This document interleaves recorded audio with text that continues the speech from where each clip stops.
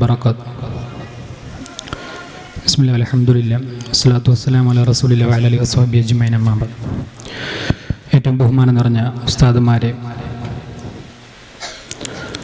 മുത്താലിം സുഹൃത്തുക്കളെ, ശബ്ദം ശ്രവിക്കുന്ന സഹോദരങ്ങളെ, എല്ലാവർക്കും ചർച്ചയിലേക്ക് സ്വാഗതം.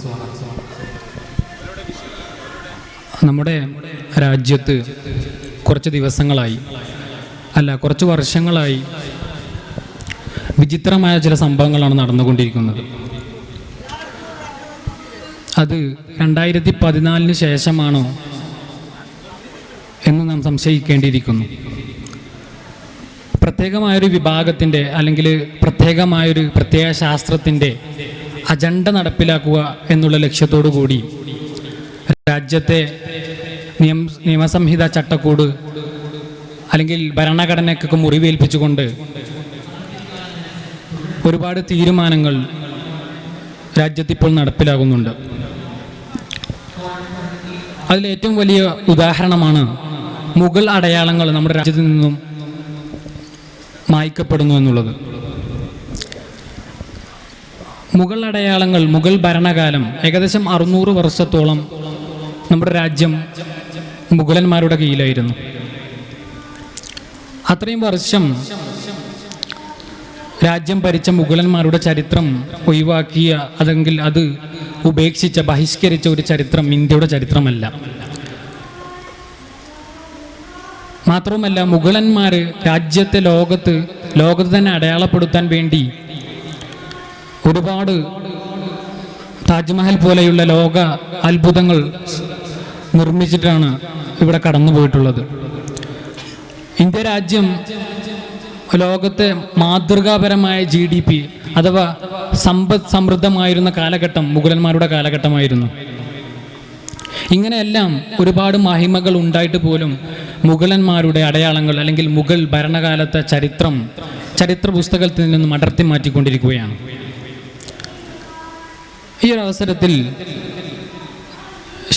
മുഗളന്മാരുടെ ചരിത്രം ഒഴിവാക്കിയ രാജ്യത്തിൻ്റെ ചരിത്രം നമുക്ക് പഠന വിധേയമാക്കാൻ സാധിക്കുമോ? അത് നമുക്ക് അംഗീകരിക്കാൻ സാധിക്കുമോ?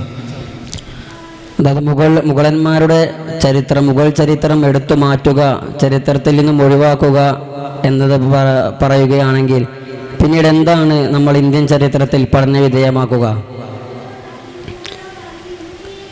ഇവരിവിടെ നമ്മുടെ BJP സർക്കാർ അവർ ഹിഡൻ അജണ്ടയാക്കിക്കൊണ്ടിരിക്കുന്നത്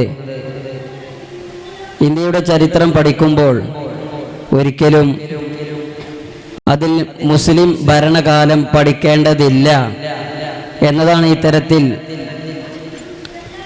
മുഗളന്മാരുടെ അടയാളങ്ങളെല്ലാം നമ്മുടെ രാജ്യത്ത് നിന്നും ചരിത്ര രേഖകളിൽ നിന്നും ഒഴിവാക്കുന്നതിലൂടെ അവർ ലക്ഷ്യം വെച്ചുകൊണ്ടിരിക്കുന്നത്.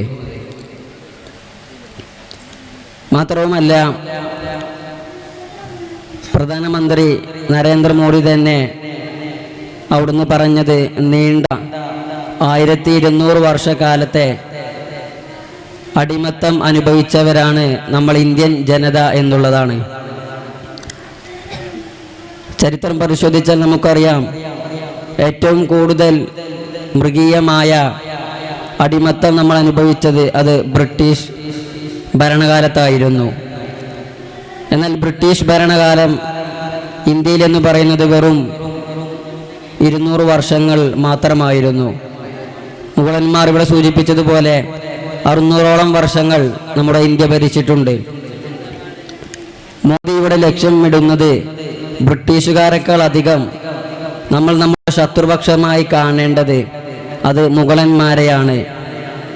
എന്നാൽ അവർ നൽകിയ സംഭാവനകളെക്കുറിച്ചോ അതല്ലെങ്കിൽ അവർ ഇവിടെ ബാക്കിയാക്കി അടയാളപ്പെടുത്തി പോയ ചരിത്ര നിർമ്മിതികളെക്കുറിച്ചോ ഒരിക്കലും തന്നെ അദ്ദേഹം അവിടെ പറഞ്ഞിട്ടില്ല. അദ്ദേഹം മുഗളന്മാരെ നമ്മുടെ രാജ്യത്തിൻ്റെ ശത്രുക്കളാക്കി അവതരിപ്പിക്കുകയാണ് ഉണ്ടായത്.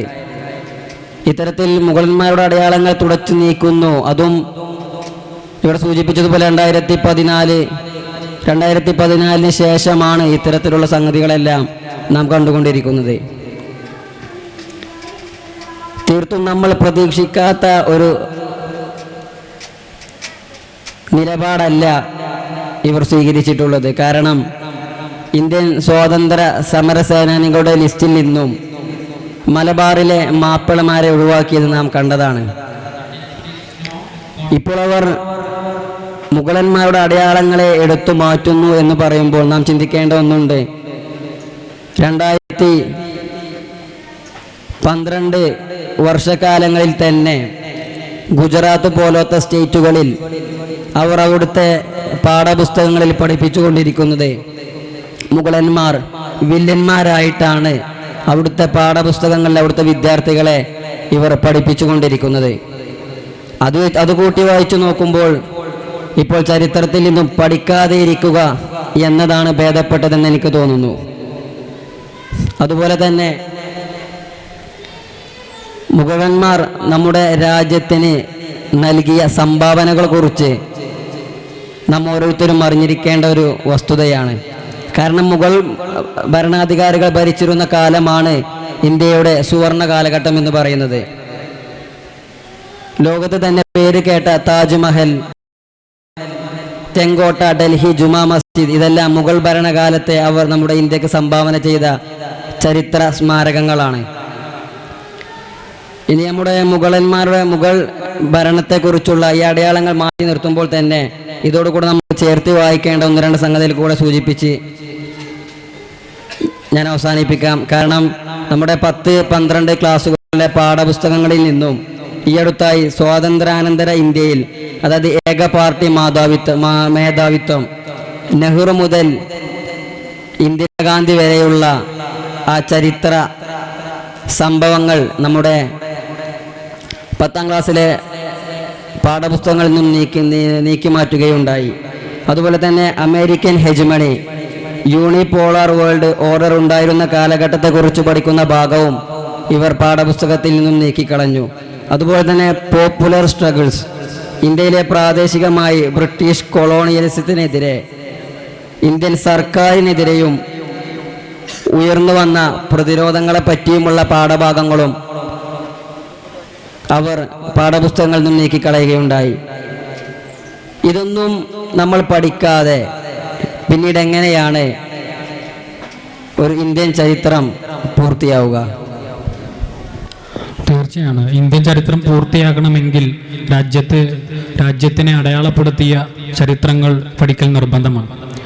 പിന്നീട് പറയാനുള്ളത് എന്തെന്നാൽ, നമ്മൾ രാജ്യത്തിൻ്റെ ചരിത്രം പഠിക്കുമ്പോൾ ഇപ്പോൾ കൂടുതലായിട്ടും മുഗളന്മാരുടെ അടയാളങ്ങൾ ഇവിടെ നിന്ന് തുടച്ചു നീക്കുന്നതിൻ്റെ ആമുഖം എന്നുള്ളിടത്തോളം അവർ ആദ്യമായി ചെയ്തത്, അല്ലെങ്കിൽ ഈ പ്രത്യേകമായ വിഭാഗം ചെയ്തുകൊണ്ടിരിക്കുന്നത് അവരുടെ ഭരണാധികാരികളെ, ഇപ്പം മുഗൾ ഭരണാധികാരികളെ വളരെ മോശമായി ചരിത്രങ്ങൾ ചിത്രീകരിക്കുക എന്നുള്ളതാണ്.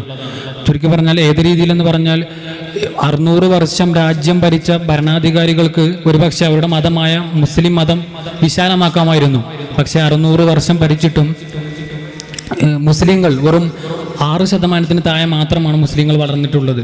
എന്നിട്ട് പോലും മുഗളന്മാരെ പാഠപുസ്തകങ്ങളിലും ചില വേദികൾ കിട്ടുമ്പോൾ ചരിത്രത്തിൽ നിന്ന് ചിലത് മാത്രം മാന്തിയെടുത്ത് മുഗൾ ഭരണാധികാരികൾ ഹൈന്ദവരുടെ ഗ്രന്ഥങ്ങൾ കൈക്കടത്തിയതൊക്കെ ആയിട്ട് വളരെ മോശമായ രീതിയിൽ ചിത്രീകരിക്കുന്നുണ്ട്.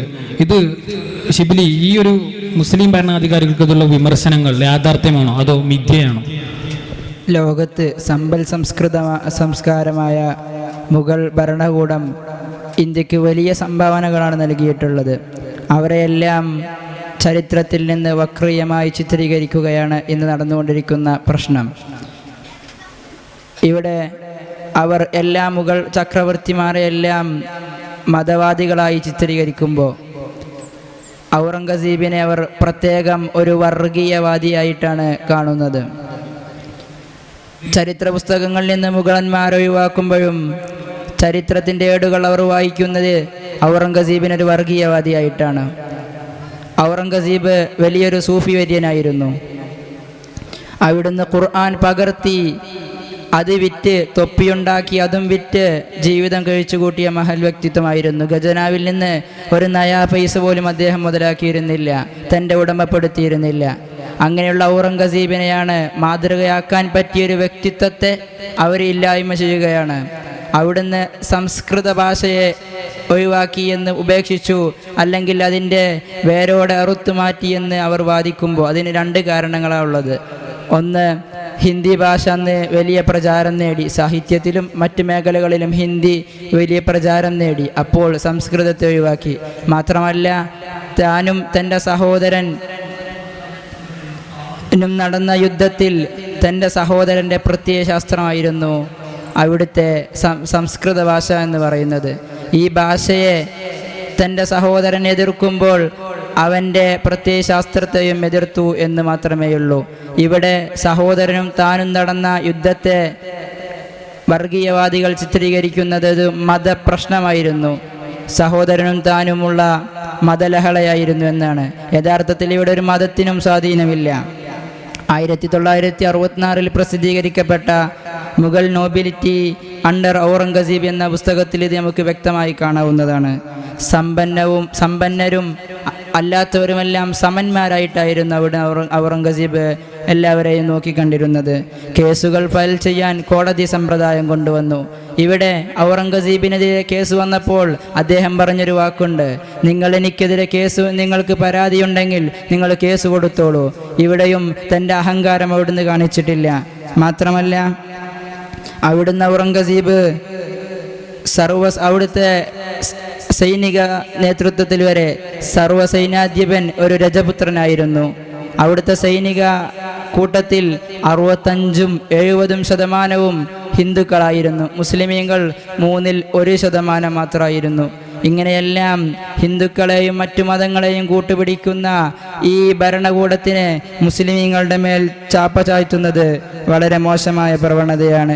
ജിസിയ എന്ന സമ്പ്രദായം കൊണ്ടുവന്നിട്ട് നികുതി അടിച്ചെന്നവർ പറയുന്നു. പക്ഷേ ഈ നികുതി എല്ലാവർക്കും സമന്മാരായിരുന്നു, മുസ്ലിമീങ്ങൾക്കും ഉണ്ടായിരുന്നു എന്നെല്ലാം നമുക്ക് മനസ്സിലാക്കാവുന്നതാണ്.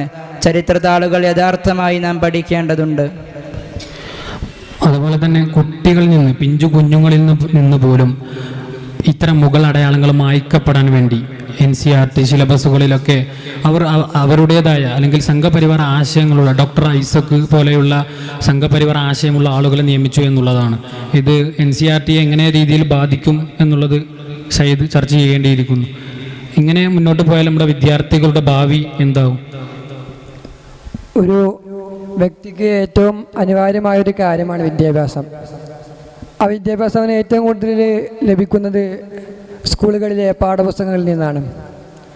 അത്തരം പാഠപുസ്തകങ്ങളിൽ ഇത്തരം പ്രധാനപ്പെട്ട മുഗൾ ചരിത്രങ്ങളൊക്കെ തുടച്ചു മാറ്റി അവർക്ക് മുമ്പിൽ എത്തുമ്പോൾ അവർ ചരിത്രത്തെ തെറ്റിദ്ധരിക്കപ്പെടുകയും അതിലൂടെ നമുക്കുണ്ടാകുന്ന ദോഷവും വളരെയേറെയാണ്. അത്തരം ഒരു വിഭാഗമാണ് NCERT. രാജ്യത്തിലെ വിദ്യാഭ്യാസ മേഖലയെ നിയന്ത്രിക്കുന്നതും അതിൽ പുതിയ നയങ്ങൾ കൊണ്ടുവരുന്നതും NCERT ബോഡിയാണ്. അതിലെ ചീഫ് അധ്യക്ഷനായ ഡോക്ടർ ഐസക് അദ്ദേഹം അതേപോലെ തന്നെ ചീഫ് തലമാരിൽപ്പെട്ട സുദർശൻ റാവു എന്നിവർ പോലത്തവർ RSSകാരനോട് പങ്കുള്ളവരാണ് ഈ NCERTയുടെ മുഖ്യതലങ്ങളിൽ നിന്നുള്ളത്.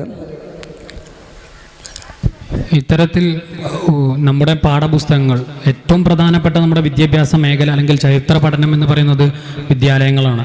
അവിടെയെല്ലാം മാറ്റം വരുത്തേണ്ടതും അല്ലെങ്കിൽ അവിടുത്തെ കരിക്കുലം ഹിസ്റ്ററി ക്ലാസിക്കൽ ഹിസ്റ്ററിയെ പരിഗണിക്കണം, ആൻസെൻ്റ് ഹിസ്റ്ററിയിൽ നിന്നും ക്ലാസിക്കൽ ഹിസ്റ്ററിയെ പരിഗണിക്കണം എന്നുള്ള IKS ഇന്ത്യൻ നോളജ് സിസ്റ്റം എന്ന സംഘടന മുന്നോട്ട് വെക്കുമ്പോൾ അതിൻ്റെയൊക്കെ പിറകിൽ പ്രവർത്തിക്കുന്നത് ഈ NCERTയുടെ നേതൃത്വം അദ്ദേഹം RSS പ്രത്യയശാസ്ത്രവുമായി അല്ലെങ്കിൽ സംഘപരിവാർ പ്രത്യയശാസ്ത്രവുമായി യോജിച്ചു പോകുന്നു എന്നുള്ളതാണ്.